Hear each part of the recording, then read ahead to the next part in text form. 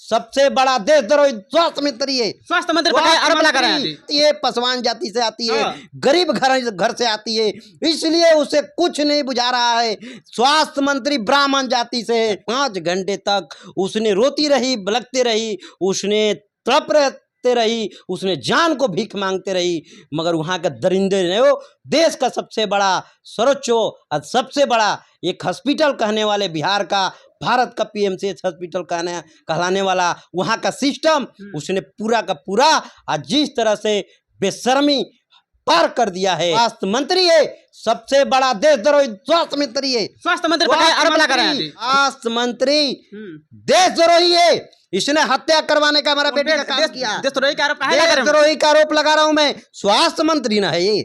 ब्राह्मण जाति से अगर ब्राह्मण बेटी होती तो देश में अभी तक भौचाल आ गया होता। वो दलित बेटी है, एससी बिरादरी से आती है, पासवान जाति से आती है, गरीब घर से आती है, इसलिए उसे कुछ नहीं बुझा रहा है। स्वास्थ्य मंत्री ब्राह्मण जाति से है, भारतीय जनता झूठ पार्टी के मंत्री है। आज देख लीजिए कि क्या व्यवस्था किस जिंदगी में। पासवान जाति से आती है तो उनके नेता है ना। चिराग पासवान नहीं, चिराग पांडे है। चिराग पासवान की बात कर, हम जान गए कि आप चिराग पासवान की। अरे चिराग पांडे है। चिराग पासवान अगर रामविलास पासवान का ये बेटा होता तो आज बेटी को ट्वीट करता, आज बेटी के घर पर पहुंचता।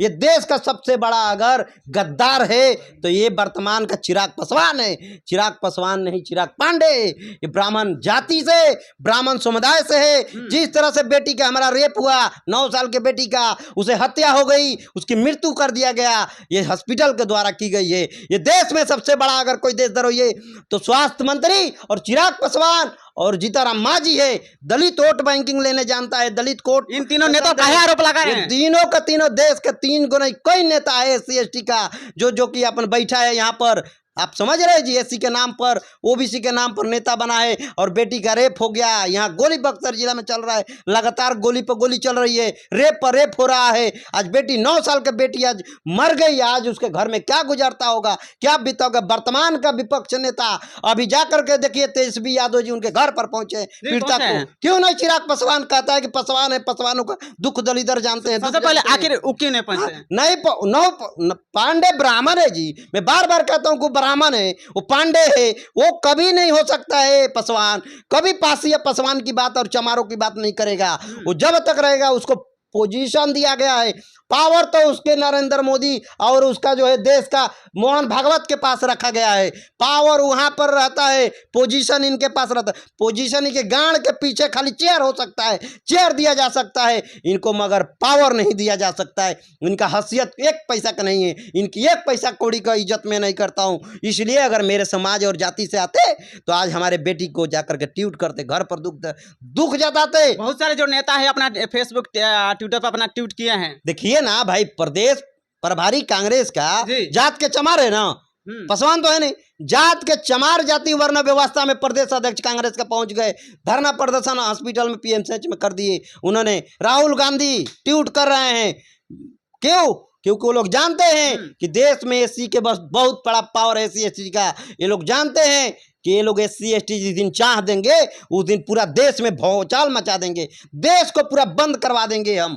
जिस दिन चाहेंगे भारत को, प्रधानमंत्री को भागना पड़ेगा, नहीं तो पीएमसीएच का भर्ती निकाले एमबीबीएस डॉक्टर को और वहां का सिस्टम को सुधारे और स्वास्थ्य मंत्री पर एफआईआर करके जेल भेजे स्वास्थ्य मंत्री को। क्योंकि सबसे बड़ा जिम्मेदार कोई है तो स्वास्थ्य मंत्री जिम्मेदार है, बाकी कोई जिम्मेदार नहीं हो सकता है। स्वास्थ्य मंत्री को सोचना चाहिए कि 5 साल के बेटी को दरिंदों ने जाकर के रेप किया और उसको 9 साल के बेटी को दरिंदों ने जाकर के रेप किया। कैसा न्याय मिलेगा उसको? 5 घंटे तक उसने जाकर के बेड पर इंतजार किया। कैसे मिलेगा? हाँ, न्याय मिलेगा। न्याय हम लोग दिलाएंगे ना, न्याय दिलाएंगे। न्याय के लिए कोर्ट है, हम court, high court, supreme court जाएंगे, उसे न्याय दिलाएंगे।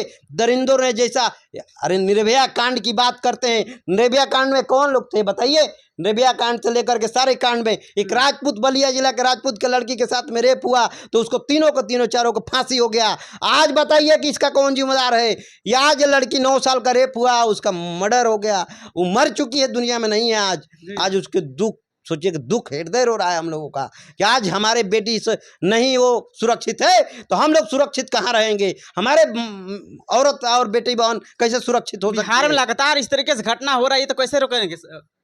रोकेंगे जब तक पलटू चाचा को हम बदलेंगे नहीं। अब की बार बदल देंगे हम लोग।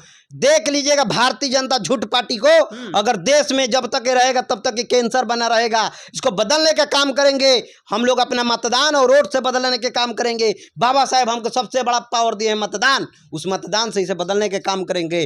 पुनः जो है हम तो जानते हैं कि जिस तरह से अगर यही लालू जी अगर होते तो इनकी माँ ने दूध नहीं पिलाई थी, स्वास्थ्य मंत्री हो, कोई भी मंत्री हो, चाहे कोई भी MBBS डॉक्टर हो, MD हो, चाहे CMD हो, कोई सांस तक भी नहीं खींचता। सिर्फ लालू जी आज नहीं है, इसलिए आज इस तरह की व्यवस्था है। लालू जी मुख्यमंत्री होते तो आज ये व्यवस्था इस तरह के नहीं होता। अगर लालू जी मुख्यमंत्री थे तो उन्होंने जा करके गांव-गांव में बाल और दाढ़ी बनाने का काम किए। मगर बताइए वही जाति के जीतनराम मांझी आते हैं, क्यों नहीं उन्होंने आज तक अपने समाज में जाकर के दाढ़ी बनाया? क्यों नहीं जाकर के समाज में अपना बाल कटवाने का काम किया? क्यों नहीं कॉपी किताब बांटने का काम